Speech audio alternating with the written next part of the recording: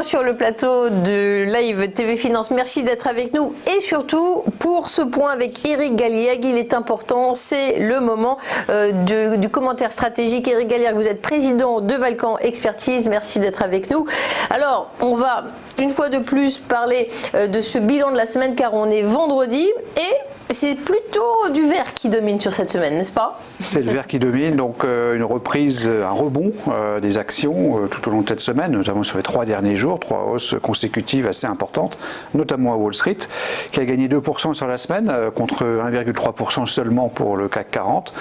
C'est donc un phénomène de reprise rapide, après donc la baisse rapide mais peu intense, peu longue liée donc aux événements chinois.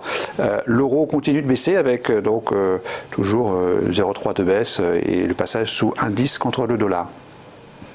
Et alors, si on parle de cette épidémie, tout le monde le fait, mais il se passe des choses. Parfois, c'est un impact positif, parfois un impact négatif. Le coronavirus, dites-nous tout, pas de manière médicale, de manière économique. Comment ça se traduit en ce moment, Eric? Il y a 2 éléments cette semaine qu'on peut relever et qui se compensent d'une certaine façon. C'est d'abord que dans la sphère réelle, et notamment dans le monde industriel, la fermeture de l'usine du Monde est un drame pour les chaînes logistiques.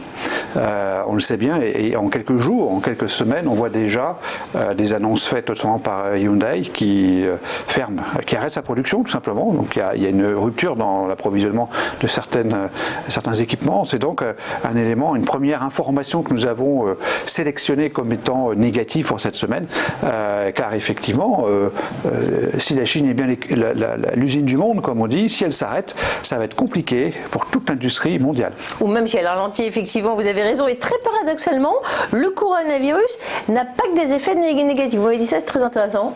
Alors, oui, c'est le deuxième point qui est plutôt positif et qui vient compenser le premier, c'est les réactions des banques centrales. On sait que les banques centrales sont très proactives.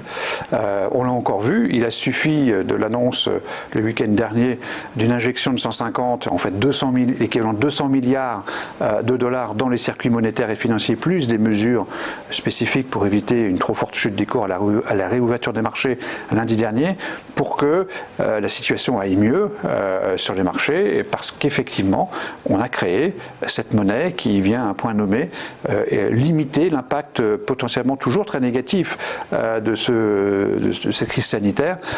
Les chiffres tombent chaque jour, 600 personnes, plus de 600 personnes décédées, 30 000 infections, un taux de létalité donc de 2%, c'est 4 fois moins que le SRAS, c'est quand même significatif, et ça continue de progresser. Donc ces mesures monétaires viennent compenser effectivement le phénomène dans la sphère réelle, donc de la crise sanitaire. C'est le point positif donc de cette semaine. Et puis j'aimerais bien votre commentaire sur les statistiques américaines. Ça concerne l'emploi et je dois dire ça donne un petit peu envie quand on regarde du côté de la France, quand on regarde ce qui se passe aux États-Unis. Alors on est dans le cycle habituel de la publication mensuelle des chiffres de l'emploi américain avec le rapport ADP qui est sorti jeudi, et aujourd'hui donc on va voir la publication des chiffres officiels du département du travail américain. Donc ils sont parfois opposés, mais globalement l'idée c'est qu'avec 291 000 créations d'emplois par ADP, par ce sondage mensuel, nous démontre que les créations d'emplois seraient au sommet depuis 5 ans. Ça montre bien que l'économie américaine, même si elle ralentit, puisqu'elle est en ralentissement significatif en 2019 par rapport à 2018 et 2020 par rapport à 2019 probablement, que ce ralentissement ne devrait pas, a priori pas, se transformer en récession, parce que l'inertie d'un marché du travail aussi actif et aussi, je dirais, productif d'emploi est bien sûr une garantie contre la récession. C'est donc un point positif. En France, que reflètent les indicateurs économiques? On n'est pas tout à fait dans la même configuration. C'est pas la même configuration. Nous avons relevé ce 4e point qui est négatif aussi, qui nous montre que la conjoncture française est quand même fragile, même si on a considéré que on peut dire que la conjoncture en France sur l'année 2019 a été par exemple bien plus élevée que la conjoncture en Allemagne. On se rend compte qu'au dernier trimestre, le PIB a baissé de 0,1%. Alors 0,1%, c'est un peu l'épaisseur du trait, mais le signe est quand même inquiétant. C'est surtout par un déstockage décrochage massif des entreprises, c'est l'effet probablement de la grève des transports qui a affecté, on le sait tous, la vie quotidienne de tous les Français, ce qui explique probablement donc cette mauvaise nouvelle. Elle n'était pas du tout prévue, on n'attendait pas une baisse de PIB au dernier trimestre 2019. Le bilan annuel est donc un peu moins favorable, avec une croissance donc limitée à 1,2%. Du bilan annuel, on passe au bilan de la semaine. On ouvre une petite page de synthèse, si vous le voulez bien. Synthèse neutre, donc globalement une actualité qui a été neutre à nouveau cette semaine. Neutralité pour la crise sanitaire, donc la dégradation des chaînes logistiques mondiales est compensée par la création de monnaie décidée par les injections de monnaie décidées par la Banque centrale de Pékin. Et par ailleurs, en termes économiques à nouveau, deux nouvelles qui se compensent aussi.